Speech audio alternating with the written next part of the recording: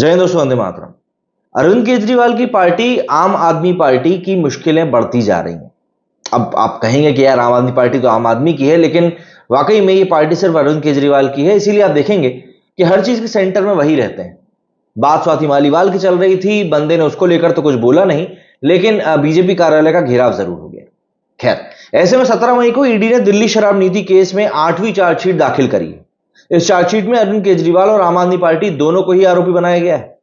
देश के राजनीतिक इतिहास में ईडी ने पहली बार किसी पूरी की पूरी पार्टी को आरोपी बनाकर मुकदमा शुरू किया है। अब सवाल यह उठ रहा है कि क्या किसी पॉलिटिकल पार्टी के खिलाफ मुकदमा चला भी सकते हैं? ईडी ने आम आदमी पार्टी को आरोपी बनाने के पीछे तर्क दिया है कि दोषी साबित होने पर क्या आम आदमी पार्टी की मान्यता रद्द हो जाएगी। ऐसे में कई सारे सवाल हैं। इसमें सबसे पहला सवाल तो यही है कि ईडी ने आम आदमी पार्टी को आरोपी बनाने के पीछे का आखिर तर्क क्या दिया। दरअसल 14 मई को दिल्ली हाईकोर्ट में मनीष सिसोदिया की जमानत याचिका पर सुनवाई हो रही थी। इस दौरान ईडी के वकील additional solicitor general V Raju ने जस्टिस स्वर्णकांता शर्मा से कहा कि अब मामले में आम आदमी पार्टी को भी आरोपी बनाया जाएगा।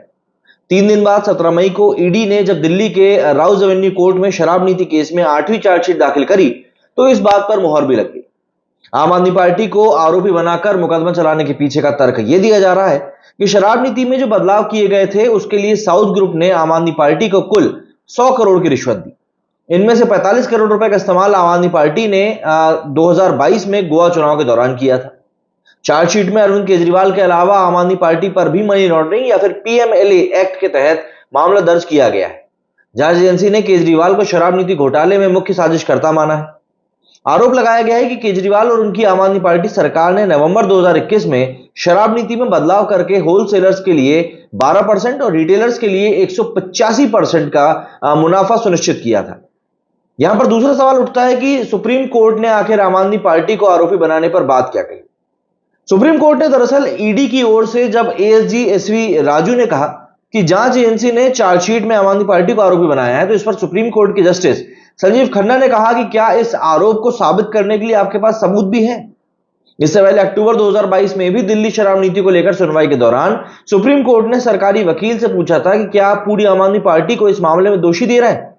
अगर ऐसा है तो आपने अब तक आम आदमी पार्टी को आरोपी क्यों नहीं बनाया। इस पर ईडी की ओर से कहा गया था कि आगे जल्द ही आम आदमी पार्टी को आरोपी बनाने की हम सोच रहे हैं। और उसी वक्त सुप्रीम कोर्ट के जस्टिस संजीव खन्ना ने कहा था कि अब कुछ सबूतों पर आधारित होना चाहिए, वरना जिरह के दौरान हम ये केस 2 मिनट में ही रफा दफा कर दें।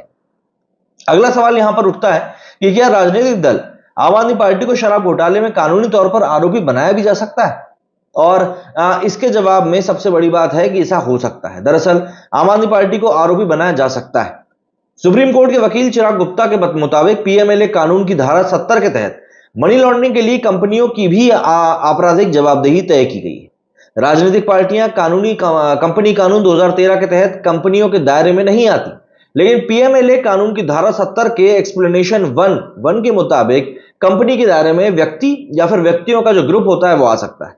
पीपल्स रिप्रेजेंटेशन एक्ट की धारा 29A के तहत ये कहती है कि राजनीतिक पार्टियां व्यक्तियों का एक ग्रुप होता है।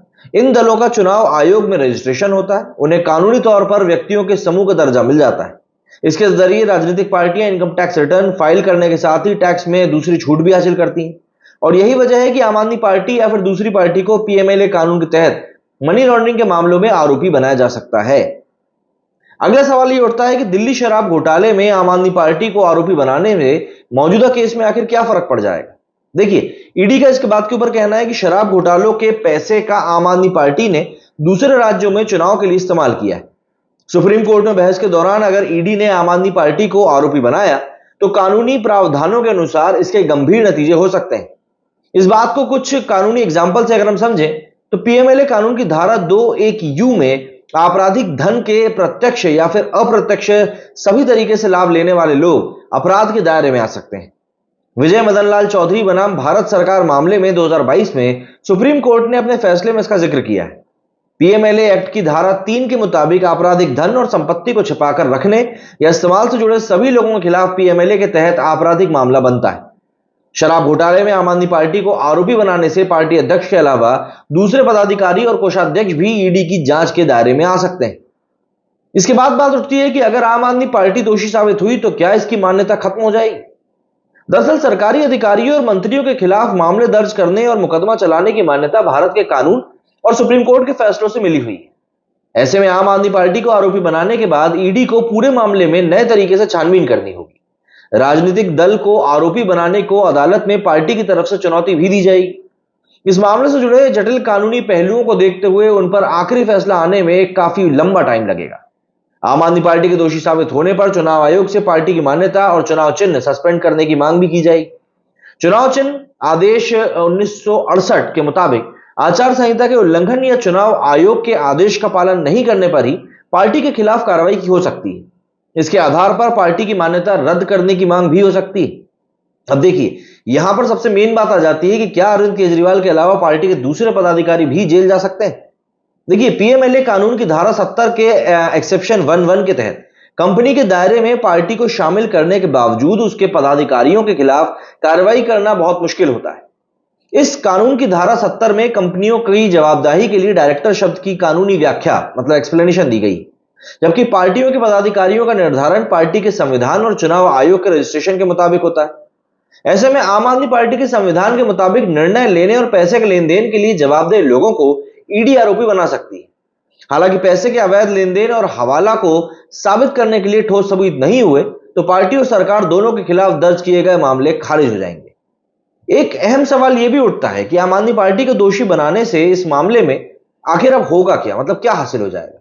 देखिए, आम आदमी पार्टी को आरोपी बनाने से फोकस मनीष सिसोदिया, केजरीवाल या दूसरे आरोपियों से हटकर आम आदमी पार्टी पर शिफ्ट हो जाएगा। अभी तक यह धारणा है कि दिल्ली सरकार ने शराब घोटाला किया है, लेकिन पार्टी को आरोपी बनाने से पूरी की पूरी एक तरीके से जो सिनेरियो है वो बदल जाएगा। अब इस मामले में आगे केजरीवाल और दूसरे लोगों के खिलाफ पार्टी के पदाधिकारी होने के नाते मामला भी चल सकता है।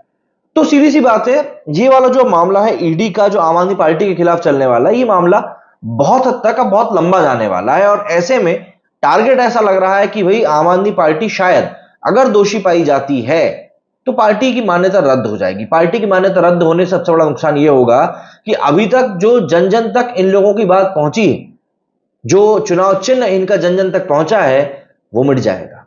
और फिर उसके बाद अगर तैयारी शुरू हुई, जो लोग बचेंगे तो नए सिरे से तैयारी करनी होगी।